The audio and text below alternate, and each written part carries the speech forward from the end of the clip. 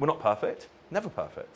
It's not a real word, right? Perfection, I think you can pursue it, but you'll never get there. I think, well, just building off that, I mean, I've always followed the motto of done is better than perfect, because your concept of perfection will always change, right? Yeah. Because if you're growing personally and as a business, your definition of that word will then change by proxy.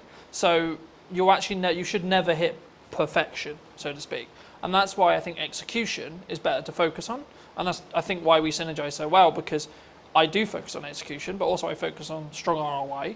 I'm so glad you mentioned TikTok, because so many people think it's what it was when it was Musical.ly, right? Which was dances. Dancing for kids. You know, kids are social, but I think it's more around the attracting of attention to then make the byproduct be sales, right?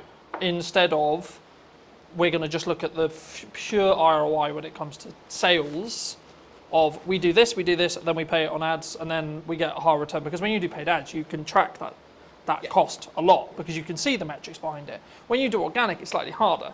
I mean, how do you look at either TikTok or your content strategy? Because one of the first things we talked about was actually like, you're really strong at marketing, right? So I was like, okay, absolutely fabulous. How can I then add value on top of that? Because I wasn't then going to have you need to post on social media. I wasn't going to, because it was like you had it. I didn't need to have that conversation. With some clients I need to, because they're new to social and we need to get them up to speed. But with you, it was like, okay, cool, what do you want?